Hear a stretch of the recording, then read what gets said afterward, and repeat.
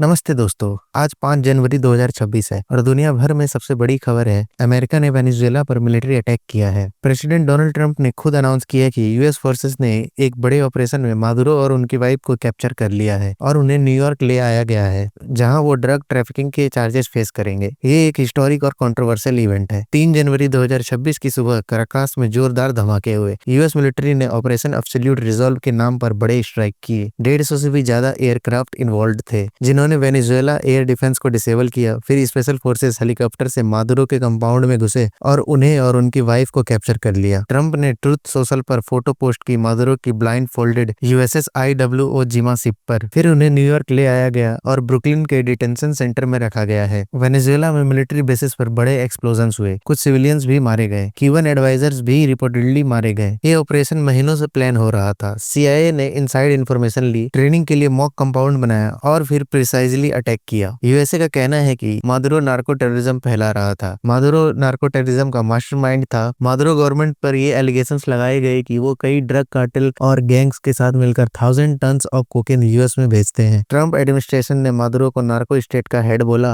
लेकिन दोस्तों बहुत एक्सपर्ट्स और क्रिटिक्स कहते हैं असली मोटिव तेल का है। यूएस वेनेजुएला के तेल को कब्जाना चाहता है। वेनेजुएला के पास दुनिया की सबसे बड़ी प्रूवन ऑयल रिजर्व्स हैं, 3.3 बिलियन बैरल्स, सऊदी अरेबिया से भी ज्यादा, लेकिन प्रोडक्शन बहुत कम है, सिर्फ 1 मिलियन बैरल्स पर डे, क्योंकि मिसमैनेजमेंट, सैंक्शंस और इंफ्रास्ट्रक्चर खराब है। ट्रंप ने प्रेस कॉन्फ्रेंस में कहा कि यूएस कंपनीज वेनेजुएला में इन्वेस्ट करेगी, इंफ्रास्ट्रक्चर फिक्स करेंगी और ऑयल फ्लो बढ़ाएंगी। लेकिन सबको पता है कि ट्रंप के पॉलिटिकल कैंपेन के दौरान अमेरिकन ऑयल कंपनियों ने ट्रंप को $1 बिलियन दिया था कैंपेन करने के लिए, और ये वेनेजुएला का तेल उसी का गिफ्ट है। उन्होंने कहा, we will run the country temporarily. ये सावेज एरा के नेशनलिज्म के बाद यूएस कंपनीज को वापस लाने का प्लान लगता है। क्रिटिक्स जैसे बर्नी सैंडर्स ने कहा ये इलीगल है। वर्ल्ड रिएक्शंस मिक्स्ड हैं। लैटिन अमेरिका में बहुत कंट्रीज ने कंडेम किया, ब्राजील, मैक्सिको, कोलंबिया, रसिया, ईरान और क्यूबा ने स्ट्रांगली अपोज किया। यूएस में डेमोक्रेट्स ने इलीगल बोला, कांग्रेस से अप्रूवल नहीं लिया गया, रिपब्लिकन्स मोस्टली सपोर्ट कर रहे हैं। अब वेनेजुएला में vice president Delcy Rodriguez interim government leader हैं। ट्रंप ने कहा वो कोऑपरेट करे, नहीं तो फर्दर एक्शन लिया जाएगा। दोस्तों, यूएस क्लियरली अपनी पावर का अब्यूज कर रहा है और मादुरो को कैप्चर कर लिया गया है।